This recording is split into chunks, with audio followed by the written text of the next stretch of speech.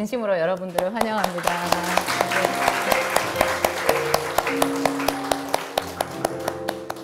하나님이 우리를 주목해서 보실 거예요. 오늘은 쟤들이 무슨 얘기를 하나. 요한복음 6장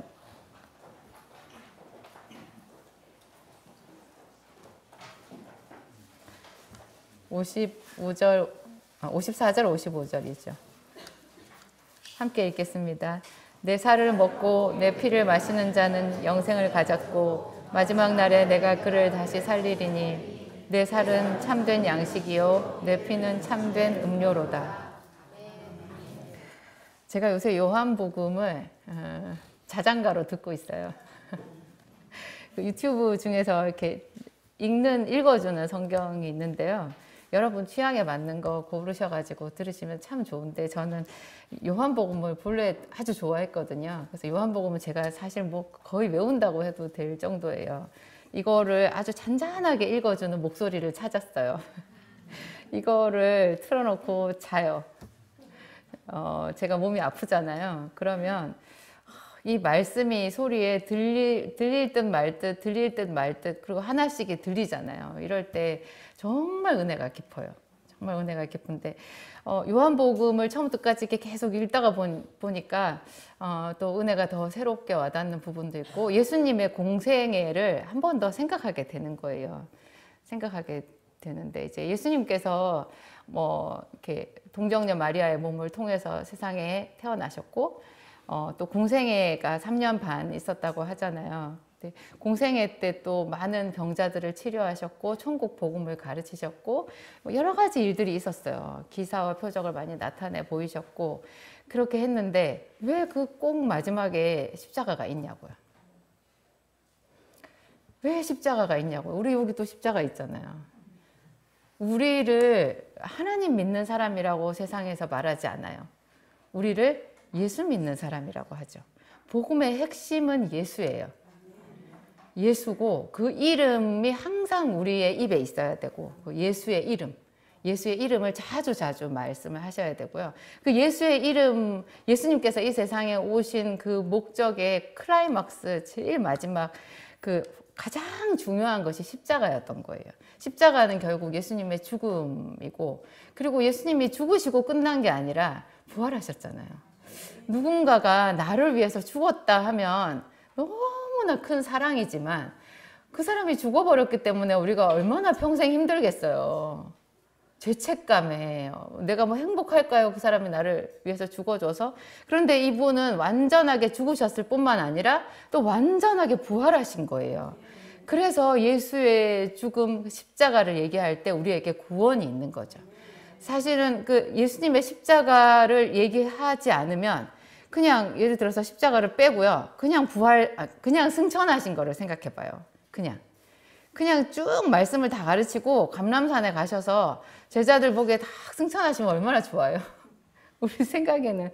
그래서 사도 베드로가 가이사랴 빌립보에서 주는 그리스도시요 살아계신 하나님의 아들입니다. 이렇게 말했을 때 예수님이 굉장히 기뻐하시면서 바요나 시모나 쭉 이렇게 칭찬하신 다음에 그때 너무 감격하셔서 당신이 고난 받으시고 죽으실 것을 일사천리로 말씀하셨잖아요. 그때 베드로가 그렇게 되지 말아달라고 한 거예요. 되지 말아달라고. 그런데 베드로만 그런 게 아니고요. 지금 우리도 예수님의 모든 말씀을 사랑하고 그분을 사랑하고 그렇게 하면서도 꼭 중간에 이 죽으심, 고난 당하심, 십자가의 죽으심은 자꾸 이렇게 빠질 때가 많아요. 그걸 쏙 빼는 거예요. 혹시 말을 하더라도 건성으로 말을 하는 거죠. 건성으로. 그렇지만 예수님의 사역 중에서 가장 중요한 사역이 십자가였고, 십자가는 정말 예수님이 하나님의 아들이시지만 아버지 하나님께 자기의 마지막 피 한 방울까지 드린 헌신이었어요. 마지막 피 한 방울, 물 한 방울까지 정말 마지막까지 다 쏟아 부으신 거예요. 완벽하게 순종하셨어요. 그러면서 이제 오늘 우리가 읽은 이 말씀은 예수님께서 최후의 만찬 그 자리에서 마지막으로 고별 설교를 하신 내용인데요. 아니구나. 이건 고별설교 내용은 아니네요. 고별설교에서도 예수님이 살과 피를 얘기하시는데 오늘 우리가 읽은 부분은 오병이어의 기적 이후에 이제 예수님께서 말씀하신 부분이죠. 여기서 내 살은 참된 양식이요 내 피는 참된 음료다. 이때 한참 그 공생에 그 시작하셔서 그 안에서 본격적으로 사역을 시작하셨을 때 예수님은 이미 이 얘기를 하고 계시잖아요. 자기가 마지막 피 한 방울까지, 마지막 살 한 점까지 하나님 앞에 순종하는 마음으로 그리고 우리를 위해서 주셔야 된다라는 것을 알고 계셨고 그것을 이렇게 말씀을 들으러 온 사람들에게 이야기하신 거예요. 근데 우리가 왜 이 말씀을 이 예수님의 십자가, 예수님의 살과 피, 예수의 보혈, 오늘 제 제목이 예수 보혈의 능력이잖아요. 이거 우리 너무 잘 알아요. 그런데 왜 이 얘기를 또 굳이 해야 되느냐? 우리 생각에는 그래요. 우리가 말하지 않아도 남편한테 말하지 않아도 아내한테 말하지 않아도 나 사랑한다는 거 알잖아. 굳이 말을 해야 되겠어? 이렇게 생각할 수 있죠. 우리가 예수님을 믿어요. 우리가 예수님을 정말 사랑해요. 우리 다 알잖아. 마귀도 알 거 아니에요? 그럼 뭐 굳이 맨날 이걸 얘기를 하겠어? 그렇게 생각하고는 이 얘기를 잘 안 할 수 있어요. 그런데 그게 아니라는 거죠. 그게 아니라는 거죠. 여러분 마귀가 제가 요 예수 보혈의 능력 다음에 무슨 말을 제목에 넣었어요?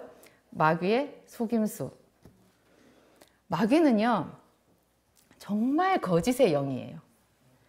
마귀는 어느 정도로 거짓이냐? 예수님을 시험할 때 뭐라고 했어요? 네가 만일 하나님의 아들이거든.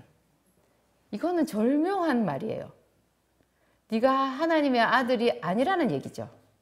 그렇지만 네가 하나님의 아들이라고 자꾸 말을 하니까 그래 좋아. 네가 만약에 하나님의 아들이면 이렇게 말하는 거죠. 근데 마귀가 예수님이 하나님의 아들이라는 걸 몰라요? 예수님 사역할 때 마귀가 먼저 알아보잖아. 귀신 들린 사람이 먼저 와서 얘기하잖아. 당신은 하나님의 아들입니다. 당신은 하나님의 아들입니다. 빌립보 성에서 바울한테도 이 사람들은 지극히 높으신 하나님의 종들이다. 알아요. 그런데 그 마귀가 그 고백하는 것이 우리가 말하는 신앙 고백일까요? 아니에요. 그래서 우리도 조심해야 돼요. 내가 하나님을 인정하는 고백이 있다고 해서 반드시 그것이 하나님께서 기뻐하시는 믿음의 고백은 아닐 수도 있다는 거죠. 마귀는 어쨌든 알아요. 아는데 여기서 딱 그걸 부인하는 거예요. 네가 만일 하나님의 아들이거든. 그 세 번의 그 세 가지의 질문 중에서 두 개가 다 이래요. 네가 만일 하나님의 아들이거든 이 돌들을 명하여서 떡덩이가 되게 하라. 네가 만일 하나님의 아들이면 여기서 뛰어내려라. 그래요. 그러면 하물며 우리한테 너 예수 믿는구나. 너 예수 믿어서 벌써 거듭났네. 거듭났네. 너 와 예수의 피로 완전히 씻어졌구나. 그렇게 인정해 줄까요? 절대 안 그래요. 혹시 사사기 말씀 제가 늦게 드린 거 있는데 사사기 말씀 1장 27절 조금 길죠? 저거 한번 같이 읽어 보십시다. 읽어봐요. 시작.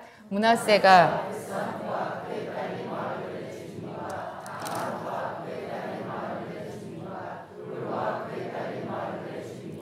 이블르함과 그에 딸린 마을들의 주민과 무깃도와 그에 딸린 마을들의 주민들을 쫓아내지 못하며 가나안 족속이 결심하고 그 땅에 거주하였더니.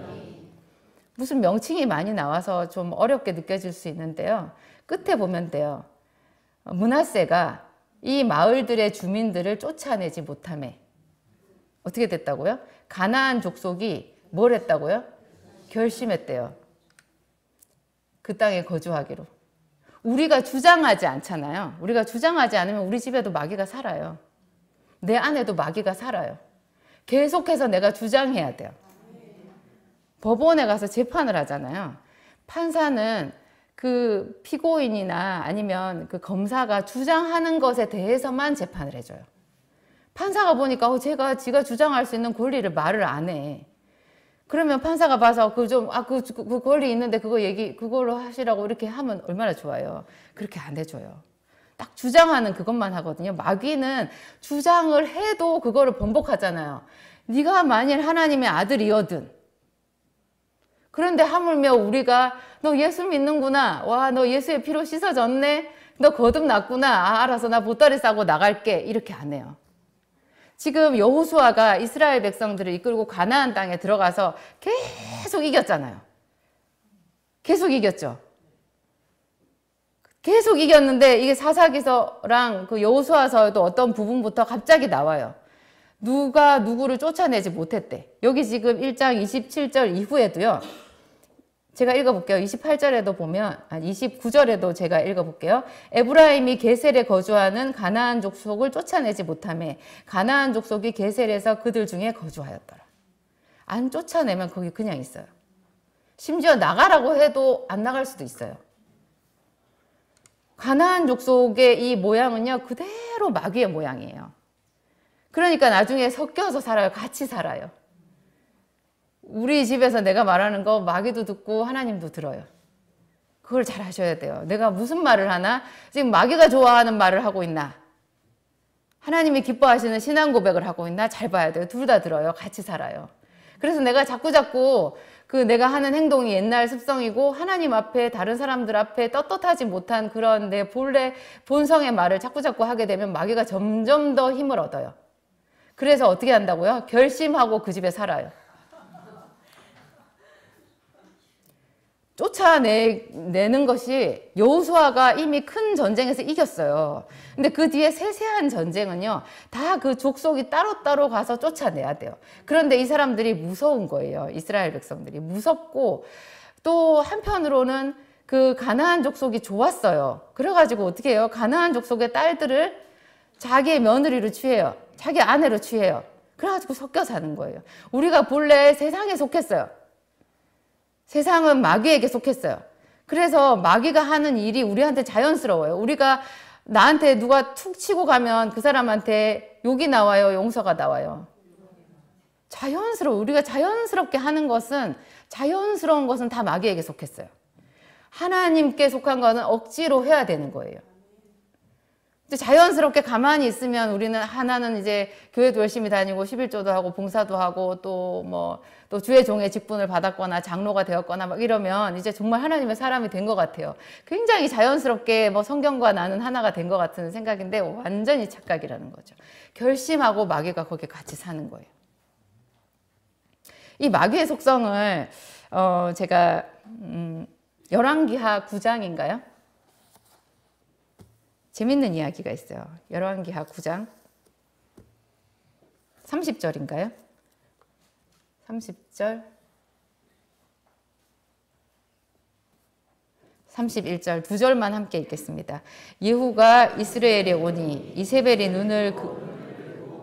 머리를 꾸미고 창에서 바라보다가 예후가 문에 들어오매 이르되 주인을 죽인 너 시므리여 평안하냐 하니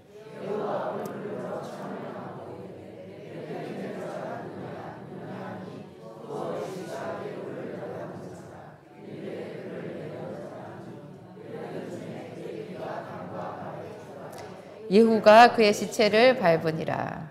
아멘. 제가 어디까지 잡았는지를 몰라가지고 이게 무슨 이야기인지 성경을 좀 보시는 분들은 다 아실 거예요. 북왕국 이스라엘의 이야기인데요. 우리 아합 왕 잘 알잖아요. 그 엘리야를 힘들게 한 왕이 아합 왕이죠.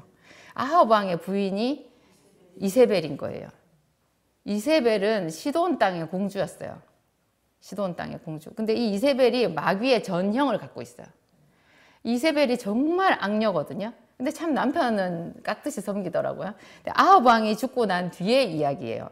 이거는. 그러니까 엘리야도 승천하고 아합 왕도 죽고 난 그 뒤의 이야기인데 그 아합 왕의 아들이 왕이 되었고요. 그런데 이제 하나님께서 보다 못해서 아합의 집을 멸하기로 하셔가지고 아합의 신하였던 예후라는 사람에게 기름을 부었어요. 그래서 예후가 아합의 집을 다 멸하고 그 다음에 예후가 왕이 되거든요. 근데 이 예후가 말하자면 이제 쿠데타를 일으킨 거죠. 쿠데타를 일으켜가지고 지금 아합 왕의 그 아들이었던 그 왕 요람 왕인가 하여튼 그 왕을 죽였어요.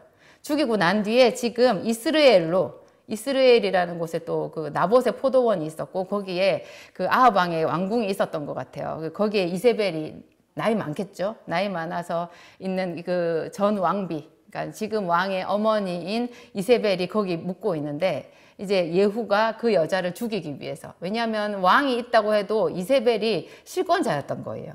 그래서 예후가 그녀를 죽이기 위해서 지금 오고 있거든요. 근데 놀랍게도 이 여자는 예후가 자기를 죽이러 온다는 것을 알고 있어요. 그리고 예후가 자기 아들을 죽였다라는 것도 알고 있어요. 어떻게 알아요? 여기 보면 주인을 죽인 너 시므리여 평안하냐 이렇게 말하잖아요. 지금 자기가 딱 죽음 앞에 있어요. 완전히 그 예후의 심판, 그것은 결국 하나님의 심판인데요. 하나님의 심판이 코앞에 자기에게 왔어요. 그런데 이 여자가 뭘 하고 있어요? 예후가 이스라엘에 오니 이세벨이 듣고, 그걸 들었어요? 듣고 뭘 하고 있어요? 화장을 하고 있어요. 이 시대에 메이크업이 있었어요. 놀랍죠? 눈을 그려요. 뭘로 그렸을까요? 눈을 그리고 화장품이 있었던 거예요. 눈을 그리고 머리를 꾸미고 그 모습을 상상을 해보세요. 높은 곳에 있었던 것 같아요. 그 성의 높은 곳에. 그리고 창으로 이렇게 내다보는 거예요. 그러면서 이 여자가 말해요. 주인을 죽인 너 시므리여 평안하냐. 이것이 여러분 마귀의 모습이에요. 여러분이 막 마귀랑 결사항전을 하면서 악한 영들이랑 항전을 하면서 이제 하나님의 말씀으로 거의 이겼어요. 이제 정말 걔를 딱 죽이려고 해요. 그런데 얘는 눈 하나 깜짝하지 않아요. 여기에 속아 들어간 사람이 엘리야였죠. 엘리야가 갈멜산에서 이방 선지자 850명을 다 죽였잖아요. 그것도 자기 손으로 죽인 것이 아니라 이스라엘 백성들의 힘을 빌어서 여호와 그는 하나님이시라, 여호와 그는 하나님이시라, 그 소리를 이스라엘 백성들이 외쳤잖아요. 불이 임했을 때. 그죠? 불이 임했을 때 여호와 그는 하나님이시라. 그래서 백성들의 마음을 돌이켰어요. 엘리야는 백성들의 마음을 돌이키는 사람이었어요. 그죠? 그래서 백성들의 마음이 돌이켜서 완전히 영적으로 승리해가지고 그 백성들의 손의 힘을 빌어서 850명의 이방 선지자들을 죽였고, 그리고 엘리야가 산에 올라가서 기도를 해서 3년 6개월 동안 닫혔던 하늘문을 열고 비도 내렸어요. 아합 왕도 그 비에 마음이 녹았어요. 그래서 아합 왕이 자기 이제 왕궁에 돌아가서 이세벨한테 그 말을 했는데 이세벨이 어떻게 해요? 엘리야한테 사신을 보내잖아요. 내일 내가 너를 죽여서 네가 죽인 그 이방 선지자의 그 선지자들, 자기의 선지자들의 하나처럼 내가 너를 죽이지 못하면 신들이 내게 벌 위에 벌을 내리기를 원하노라 이렇게 말해요. 그런데 이 이세벨의 말은 가만히 들어보면 순엉터리예요. 왜 사신을 보내냐고. 군사를 보내서 죽이면 되지. 죽인다는, 너 내가 죽여버릴 거야 이렇게 말한 거예요. 난 죽인다는 사람 하나도 안 무섭더라. 이렇게 해야 맞잖아요. 그런데 이 여자가 얼마나 서슬 시퍼렇게 기세가 하나도 안 꺾여서 그 말을 하니까 하나님의 사람이었던 엘리야가 그 말을 듣고 수가 죽어버렸어요. 너무나 지쳤어요. 그래가지고 거기서 모든 것을 다 버리고 자기는 죽게 되었다고 생각하고, 그 나중에 하나님의 산 호렙에 가서 이 엘리야가 하는 말을 보면 그렇잖아요. 내가 주를 향하여서 열심히 특심이었는데 이 백성들이 주의 선지자들을 다 죽였고 나만 남았는데 이제 나도 죽이려 한다고 그러잖아요. 세상에 하나님의 사람이었던 엘리야가 낙심할 정도로, 착각해서 낙심할 정도로 이 마귀는 거짓말을 잘해요. 변장술에 능해요. 눈을 그려요. 화장을 하고요. 눈을 부릅뜨고 말하는 거예요. 지는 이제 죽어요. 그러는데도 그렇게 말해요. 그러니까 여러분들이 열심히 하나님 앞에 기도하고 막 그 영적인 이런 전쟁을 했을 때 딱 마지막에 꼭 안 좋은 일이 딱 생기거든요. 아, 이제 끝이구나 생각하시면 돼요. 이제 다 왔구나 생각하시면 돼요. 그럴 때 많은 사람들이 낙심해서 넘어져요. 너무나 안타까워요. 너무나 안타까워요. 다윗도 그랬어요. 다윗이 왕이 되기 직전에 무슨 일이 있었어요? 시글락에서, 블레셋의 성읍이었던 시글락에서 자기 가족들, 그 자기를 따르는 그 모든 병사들의 가족들이 다 아말렉에게 끌려갔고 성읍은 불탔어요. 그런 일이 있었어요. 그래가지고 자기를 따랐던 그 정말 생명 같은 그 군사들이 이번에는 다윗을 죽이려고 했어요. 왜냐하면 자기 가족들이 성읍이 불탔고 다 끌려가 버렸으니까 다 죽었다고 생각한 거죠. 그때 다윗이 크게 궁급하였으나 그 하나님 여호와를 의지하고 힘을 얻었더라, 그 구절이 있어요. 그래서 다윗이 자기를 죽이려고 하는 자기 아군들을 설득해서 그 사람들의 마음을 합쳐가지고 아말렉을 쳐들어가가지고 다 찾아오고 하나도 잃어버린 게 없었더라 이렇게 나오거든요. 마귀의 속성이 이래요. 딱 마지막에 마지막에 딱 그래요. 여러분 여기에 절대로 속으시면 안 돼요. 그리고 또 무슨 뜻이냐? 오늘 내가 마귀의 속임수 속지 말라는 이 말 뜻이 있잖아요. 마귀는 예수 보혈이 별로 그렇게 막 즐겨 말하고 싶지 않게 말해요. 우리한테 느낌이 그렇게. 그렇지만 여의도 순복음교회에서 그 한창 능력이 많은 여의도 순복음교회가 엄청나게 성장할 때 그 성장 원동력은 작정 예배였다고 하더라고요. 그 작정 예배 구역장 가방 든 사람들이 그 문제가 있는 성도의 집에 가잖아요. 구역원들 데리고 가서 거기서 늘 했던 게 뭔지 아세요? 아세요 혹시? 보혈 찬송 불러요. 보혈 찬송을 불러요. 우리 그거 늘 배웠어요. 예수 보혈 찬송을 부르면 마귀가 다 떠나가는 거예요. 보혈에 어떤 능력이 있느냐? 우리 스가랴서 한번 볼까요? 스가랴서 말씀 있어요? 스가랴서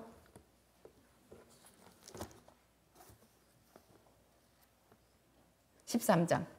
예. 함께 읽겠습니다. 그날에 죄와 더러움을 씻는 셈이 다윗의 족속과 예루살렘 주민을 위하여 열리리라. 죄와 더러움을 씻어요. 얼마나 잘 씻어주는지 몰라요. 근데 이거를 예수의 피, 예수의 피, 예수의 피를 말해야 돼요. 예수의 피를 말하면 이 죄와 더러움이 씻어지는 거예요. 주장을 해야 돼요. 주장 안 하고 가만히 있으면 뭘 한다고요? 마귀가 결심하고 거기 딱 살아요. 아니 그렇게 쫓아내는데 어떻게 결심하고 거기 살 수가 있어요. 더 재밌는 거는 이스라엘 백성들이 그 사람들하고 세상에 사돈관계도 맺고 그리고 거기 같이 사는 거예요. 우리가 보면 세상에 어떻게 이럴 수가 있어 싶은데 그게 그대로 우리의 모습이에요. 왜냐하면 우리가 본래 살았던 그 습성이거든요. 우리가 세상에서 왔잖아요. 우리가 세상에서 하나님의 것으로 선택받아가지고 이렇게 하나님의 것으로 취함을 받았어요. 그래서 우리는 본래 어디 소속이라고요? 세상 소속이에요. 그래서 자연스럽게 행하는 모든 것은 다 세상에 속한 거예요. 그래가지고 그냥 내가 억지로 정말 계속해서 하나님의 말씀을 듣고 더 깨달으려고 하고 눈을 비비고 뭐가 잘못된 건지 내가 어떤 부분에서 하나님의 말씀보다 세상을 사랑하고 세상의 풍속대로 살아가고 있는 것인지 정말 눈을 부릅뜨고 말씀을 적용하고 이렇게 하지 않으면 자연스럽게 하는 모든 것은 다 마귀가 좋아하는 일인 거예요. 그래가지고 자꾸 죄와 더러움이 그냥 우리 속에 이렇게 점점이 쌓여요. 그러면 죄와 더러움이 쌓이면 그 다음에 마귀가 일하기가 더 좋아요. 마귀는 그 죄를 딱 빌미로 해가지고 그걸로 해서 우리를 하나님 앞에 참소하거든요. 참소하고 또 다른 이렇게 걸림이 되는 그런 죄가 될 만한 것들을 자꾸 우리 인생 속에 심어 놓는 거예요. 그래서 또 걸려 넘어지고 또 걸려 넘어지고 나중에는 그냥 완전히 온통 예수 믿는다는 그 무늬만 있을 뿐이지 그냥 그 사람 집에는 그냥 오물통이 돼버리는 거예요. 제가 예전에 그런 말씀 드린 적 있죠. 참 말하기도 그렇지만 어떤 집에 제가 꿈에 신방을 갔는데 엄청나게 냄새가 많이 나는 거예요. 진짜 너무너무 엄청나게 냄새가 많이 나는 거예요. 그 아들하고 어머니 둘이 사는 집이었거든요. 근데 그 어머니도 정말 자기 성품이 강직한 분이었고 우리가 생각할 때 나쁜 사람 아니었어요. 그런데 아들을 좀 많이 힘들게 하고 고집이 센 분이었죠. 굉장히 고집이 세고 자기 나름대로 전도도 열심히 하는 분이었는데 그 아들이 저한테 말했어요. 자기 엄마 영생할 것 같다고. 누가 봐도 그 아들과 어머니는 아들과 어머니가 아니라 아들과 할머니 같이 나이 차이가 많이 났었거든요. 아들 딱 그거 하나 있는데 얼마나 그 아들을 힘들게 하시는지 어머니가 힘들게 하시는지 아들이 굉장히 괴로워했고 그렇지만 제가 그랬죠. 어머니가 살아봐야 얼마나 사시겠어. 그랬더니 저희 어머니요 영생하실 것 같아요. 그 집이었어요. 근데 그 집에 제가 신방을 갔는데 정말 냄새가 많이 났거든요. 꿈에 그렇게 냄새가 날 수 있어요. 그렇게 냄새가 많이 났어요. 그런데 이제 내가 그 집에 가서 어떻게 할 줄을 모르고 이제 뭐 신방을 하는지 마는지 예배를 제대로 드렸는지 어찌됐는지 나와서 이제 그 다음 갈 집이 있는 거예요. 그 다음 갈 집도 이제 우리 교회 어떤 집사님, 부부 집사님 집이었는데 어떤 사람이 내 귀에 대고 말을 하는 거예요. 그 집은 더해. 와, 그래가지고. 근데 나중에 그 젊은 집사님 부부 있잖아요. 그 부부가 그때 당시에는 우리 교회에 정말 기둥 같은 집사님들이었어요. 제가 굉장히 사랑하고 아꼈고, 왜 그 집사님 집이 더하다라고 꿈에 말을 했는지 나는 이해할 수 없었어요. 그 당시에는. 근데 나중에 알았어요. 한 1년인가 지난 다음에 그분들이 결국 뭐가 어떻게 잘못되고 다 떠났거든요. 떠났는데 그분들 이혼하셨고, 그리고 하여튼 너무너무 끔찍한 일이 있었어요. 정말 누가 봐도 있잖아요. 그게 겉으로 봤을 때는 멀쩡한데 그 사람들이 교회에 충성하고 하면서도 사실은 전혀 속은 그렇지 못하고 그냥 다 각자 어떤 복을 받기 위해서 하나님께 나온 그냥 자기는 그대로 있고 오로지 복에만 관심이 있는 정말 가슴 아프게도 그런 사람들이었던 거예요. 그래서 정말 냄새가 그 집은 더하다고 그렇게 얘기했는데 그 당시에는 정말 이게 무슨 소린가 어떻게 내가 이걸 감당해야 되나 그래서 여러분 꿈을 꾼 거는요 어디 가서 자꾸 얘기하고 하시면 안 돼요. 제가 이 말을 할 때도 굉장히 조심스러워요. 제가 이렇게 말하면 사람들이 다 저한테 꿈 하나씩 갖고 와요. 사모님 제가 꿈을 꿨는데요. 꿈은 하나님이 주시는 그 이야기해 주시는 여러 가지 창 중에 하나거든요. 그런데 그 꿈은 자기가 해석해야 돼요. 그 꿈의 언어는 자기와 하나님 사이의 언어예요. 다른 사람이 풀어주는 것은 극히 예외적인 거예요. 예외적인 것. 극히 예외적. 그것도 하나님의 은혜를 주시면 그렇게 할 수 있는데 우리 눈만 감으면 잠만 자면 다 꿈은 꾸잖아요. 그러니까 꿈이 하나님이 주시는 계시다 이렇게 얘기를 하니까 사람들이 다 꿈 얘기만 하는 거예요. 그게 내가 평소에 하나님과 친밀하고 기도와 말씀으로 충만해지지 않은 상태에서 자꾸 꿈을 꾸면요. 꿈은 그냥 다 의미 없는 무의미한 오히려 더 우리를 혼미하게 하는 그냥 그런 것일 뿐이에요. 불순물일 뿐이에요. 제가 이렇게 오늘 꿈 얘기한 거를 여러분 잘 새겨서 잘 가려서 들으세요. 저한테 꿈 갖고 오지 마세요. 하여튼 이 죄와 더러움을 씻는 셈이 참 이게 결국은 예수 보혈의 셈이잖아요. 우리 찬송가에 있죠. 샘물과 같은 보혈은 임마누엘 피로다. 요즘엔 가사가 바뀌었지만 그래서 보혈 찬송 많이 부르세요. 여러분의 어떤 병든 것, 또 여러분의 자녀, 남편, 재정적인 문제 모든 부분에 있어서 있잖아요. 있어서 하나님께 기도할 때 꼭 예수 피를 말하세요. 예수 피를. 제가 요 근래에 그래서 이 예수의 보혈이라는 게 갑자기 새삼스럽게 저한테 다가오면서 예수님께서 내가 너에게 내 생명을 주었는데 너는 나에게 무엇을 달라 하느냐 그 말씀이 새롭게 더 와닿더라고요. 내가 참 어리석었구나. 생명을 줬는데 피를 줬는데 뭐 내가 예수님을 의심했을까? 왜 나만 안 주시냐고 생각했을까? 왜 나만 힘들게 하냐고 그렇게 생각을 했을까? 그 피가 말하잖아요. 여러분 누구를 위해서 죽어주실 수 있나요? 그거는 할 수가 없어요. 아무도 할 수가 없어요. 그런데 하물며 하나님의 아들이 하나님이면 전능하시잖아요. 근데 그 전능하신 하나님조차도 우리의 죄가 얼마나 깊은지 이 죄의 문제를 해결하는 것은 하나님이신 당신 자신이 육체가 되어서 이 세상에 오셔서 사람처럼 그 모든 것을 그 고통으로 다 통과해서 마지막에 십자가에 죽으시는 그 방법밖에 없었던 거예요. 전능하신 하나님조차도 그 죄의 문제를 해결하는 방법은 우리와 하나님 사이에 가로막힌 그 담을 허는 방법은 그 십자가의 피밖에 없었던 거예요. 그렇게 복잡한 과정을 거쳐서 어느 날 하나님이 갑자기 동정녀 마리아를 택하셔가지고 갑자기 태어난 거 아니잖아요.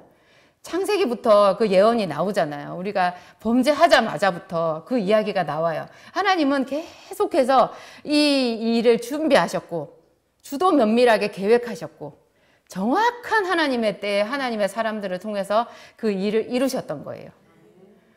우리가 얼마나 연약해요. 그러니까 예수님의 제자들, 오늘 우리 목사님 설교하셨지만 사도 베드로가 보통 믿음의 사람이냐고요.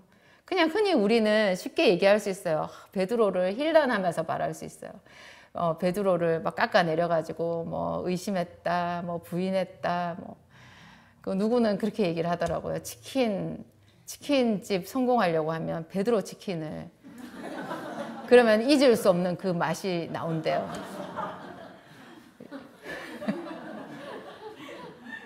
저는 웃어야 될지 어째야 될지 잘 모르겠더라고요. 얼마나 그 베드로의 아픔이잖아요. 그런데 우리 같은 사람들은 그 베드로의 믿음에 근접하기도 어려워요.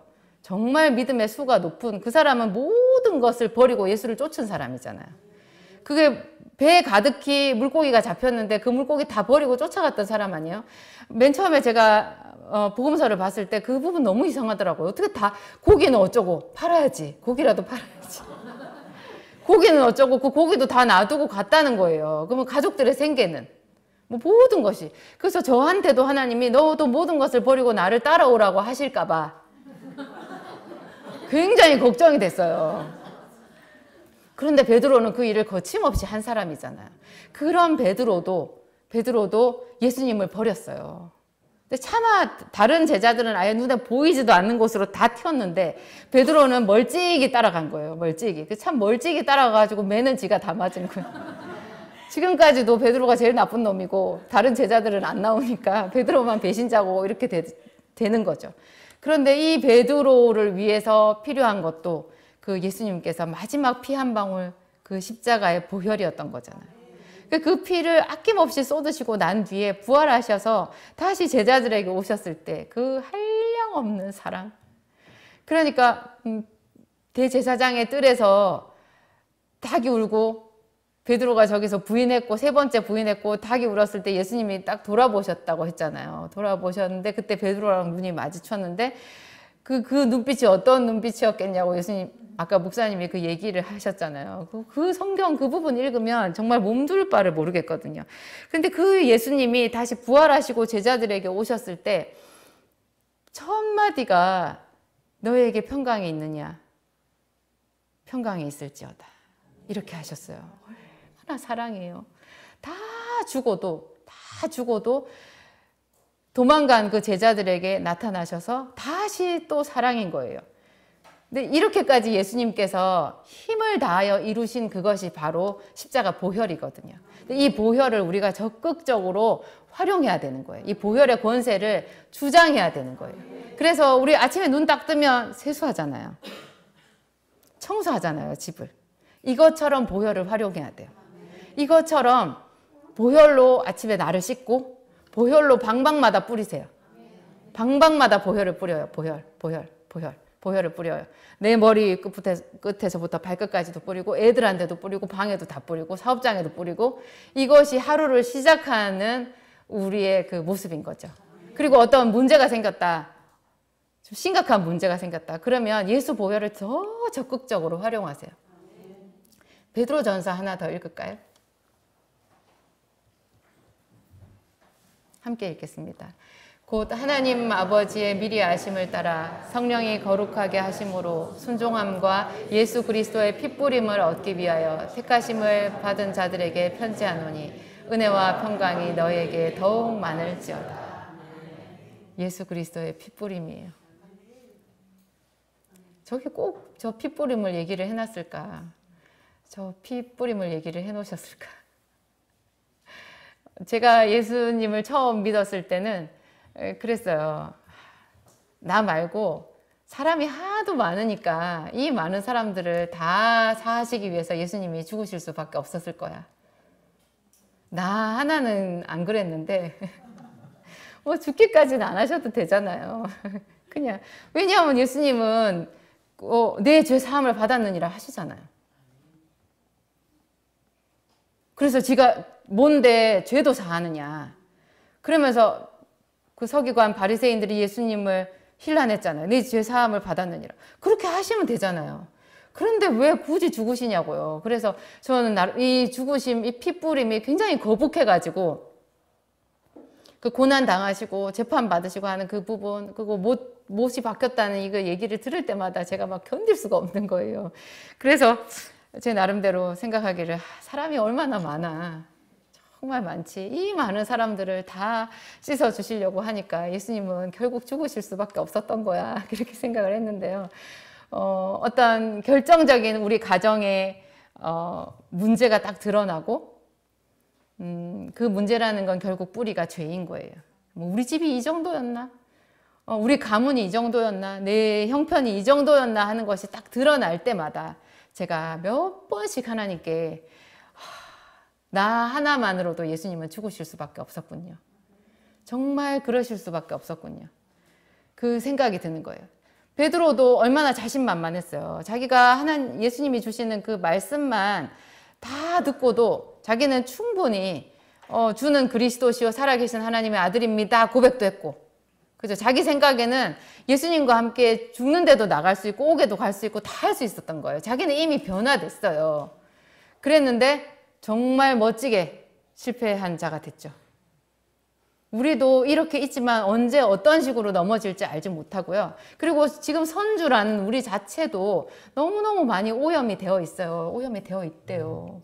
그래서 자꾸 씻으래요. 대제사장 여호수아도 하나님 앞에 더러운 옷을 입고 있었다고 했잖아요. 왜 사탄이 저렇게 자꾸 대제사장 여호수아를 막 참소하나. 스가랴 선지자가 이상해서 참 이상하다 이렇게 생각을 했더니 좀 있다가 눈이 열려서 보니까 대제사장 여호수아가 더러운 옷을 입고 있는 거예요. 그랬을 때 스가랴가 하나님 앞에 이 대제사장 여호수아를 위해서 중보하잖아요. 그에게 정결한 옷을 입혀달라고, 정결한 관도 씌워달라고. 하나님께서 또 친히 그 여호수아를 불쌍히 여기셔가지고 그 마귀가 참소하는 그게 너무 괴로우셔갖고 하나님이 일방적으로 죄사함을 선포해요. 그래가지고 그 천사들을 시켜서 저희 옷을 갈아입히라 그래요. 또 스가랴가 중보해가지고 정결한 관도 씌워주죠. 또 우리는 오죽하겠냐고요. 우리도 하나님 앞에서 내놓을 게 없는 거죠, 항상. 그래서 그 예수님 시절에 예수님께서 말씀하실 때 성전에 두 사람이 와서 기도를 했잖아요. 한 사람은 바리새인이고 한 사람은 세리죠. 그 바리새인이 와가지고 저는 1회에 2번씩 금식하고 뭐 11조도 드리고 그렇게 저 세리와 같이 앉게 이렇게 할 수 있음을 감사합니다. 이렇게 말했잖아요. 그랬는데 세리는 고개도 들지 못하고 나를 불쌍히 여기소서 불쌍히 여기소서 하고 가슴을 쳤는데 누가 하나님께 의롭다 하심을 받았느냐. 우리 그 얘기 잘 알잖아요. 근데 그 바리새인은 바리새인이라는 어떤 딱지가 딱 붙어 있어서 바리새인 나쁜 놈들이잖아. 우리는 이렇게 생각하죠. 나는 아니고 바리새인이 나쁜 놈이잖아. 그러니까 걔는 그래. 걔는 항상 그래. 그래가지고 그래. 그렇게 생각하면서 우리는 이제 딱 피해가는 거죠. 근데 우리도 상당히 많은 부분 그냥 바리새인이에요. 바리새인이요. 내가 신앙생활 몇 년 했고 뭐 이런 거 있잖아요. 내가 며칠 금식했고 내가 어떠한 응답을 받았었고 하나님이 꿈으로 나에게 어떤 거를 보여주셨고 내가 무슨 축복을 받았고 내가 어떻게 하나님 앞에 헌신했고 뭐 이런 거 다 있잖아요. 그래가지고 어떤 다른 사람들의 죄가 이렇게 교회 안에서 다른 사람들의 죄가 딱 보이잖아요. 그러면 그 사람을 위해서 막 가슴이 아프세요? 가슴이 아프기 어려워요. 뭐 저 사람 왜 저래? 세상에. 믿는다면서. 그렇게 하기가 쉽지. 판단하기가 쉽지. 그 사람을 위해서 안타까운 마음이 들면서 동병상련의 그런 마음이 들면서 그를 위해서 기도해 줘야 되겠다는 생각이 잘 안 들어요. 그러니까 우리도 세리보다는 바리새인에 훨씬 가까워요. 그래서 하나님 앞에 늘 겸손한 마음을 가져야 되고 우리 어제도 깨끗하게 씻었잖아요. 세수했잖아요. 근데 오늘 아침에 또 세수해야 되잖아요. 저녁에 발도 닦아야 돼요. 그죠? 예수님도 말씀하셨어요. 너희가 서로 발을 닦으라고. 항상 우리 발은 냄새가 난대요. 그래서 서로가 서로의 발을 닦아주래요. 발만 닦으면 된대요. 다행히. 온몸이 깨끗하대요. 얼마나 다행이에요. 발만 닦으면 된대. 그러니까 우리가 어떤 사람의 허물을 봤다고 해도 그 허물은 고작 그 사람의 발에서 냄새가 좀 나는 정도일 거예요. 우리가 그런 마음으로 그 사람을 위해서 중보하고 그리고 나 자신도 예수 보혈로 씻고 그 보혈로 마귀를 대적하세요. 마귀를 결박하세요. 마귀는 우리가 적극적으로 주장하지 않으면 언제든지 우리에게 질병을 가져다 주고, 그러면서 우리는 자주 착각을 해요. 하나님 나한테 왜 이러시나? 하나님이 가져가셨다. 하나님이 아들도 데려가셨는데 남편도 데려가셨다. 이렇게 말해요. 자꾸 잊어버리는 거예요. 우리와 하나님만 있다고. 우리 사이에 마귀가 있다라는 것을 잊어버리는 거예요. 그래서 욥기서 뒷부분에도 보면 분명히 예수님, 하나님께서 욥에게 말씀하시잖아요. 마귀의 존재를. 그죠? 거기에 마귀의 존재, 어떤 짐승의 모양으로 나온다고 제가 전에 말씀드린 적 있죠. 그래서 그 마귀가 욥을 참소했잖아요. 우리 욥기서 1장에서 봤잖아요. 그 마귀가, 욥과 하나님 사이에 마귀가 있어요. 욥같이 온전한 사람도 마귀가 계속해서 참소하잖아요. 우리는 얼마나 그러겠냐고요. 그래서 우리한테 자꾸 안 좋은 일이 생기고 힘든 일이 생기면 하나님이 나한테 왜 이러시나 이게 아니라, 아, 마귀가 나를 참소하는구나 이렇게 생각해야 돼요. 마귀가 참소해서 내가 어려운 일이 생겨도 그 어려운 것을 내가 고스란히 받아들이고 거기서 원망하지 않고 감사하고, 그 일에 대해서 내가 직면해서 돌파하고 하나님께 기도하면서 나가면 하나님께서 그것 자체를 뒤집어서 더 선으로 바꿔주시는 거죠.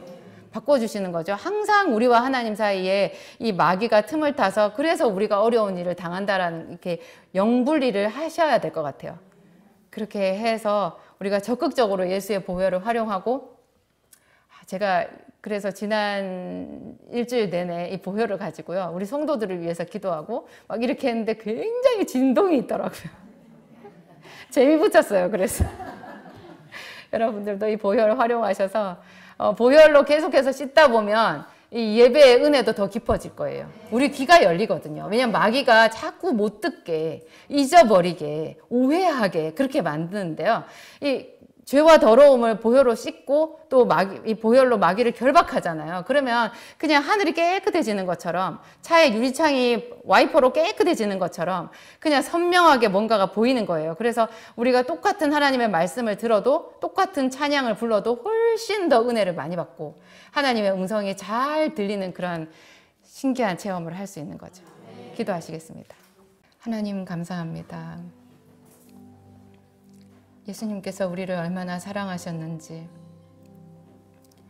얼마나 우리를 사랑하셨는지, 그래서 우리 곁에 오셨고, 하나님 온갖 모욕과 하나님 비난을 다 받으시고도 아낌없이 당신 자신의 살과 피를 다 우리를 위하여 주셨습니다. 내 살은 참된 양식이요 내 피는 참된 음료로다. 아버지, 우리가 예수 그리스도의 피뿌림을 받았습니다. 하나님 그 은혜를 덧입었고 하나님 그 살과 피를 먹고 마셨습니다. 하나님, 우리가 더 간절하게 주님 앞에 나아왔사오니 하나님 우리를 어루만져 주시옵소서. 말씀을 깨닫는 은혜를 주시고 예수님께서 우리를 위하여 흘리신 보혈을 주장할 수 있도록 우리에게 새로운 믿음과 확신을 주시옵소서. 하나님, 우리 아버지, 이 마귀는 정말 간사해서 이세벨처럼, 가나안 족속처럼, 예수 그리스도께 거짓말한 그 마귀처럼 오늘날에도 우리를 속이고, 하나님 우리가 이 보혈의 능력을 잊어버리도록 많이 참소하였음을 우리가 오늘 깨달았습니다. 하나님 우리 아버지, 각성하오니 주님 도와주시옵소서. 예수 보혈을 우리가 외칠 때마다 주님 역사하셔서 우리를 가난에서 건지시고 질병에서 건지시고 하나님 힘을 다하여 주님 앞에 기도할 수 있도록 도와주시옵소서.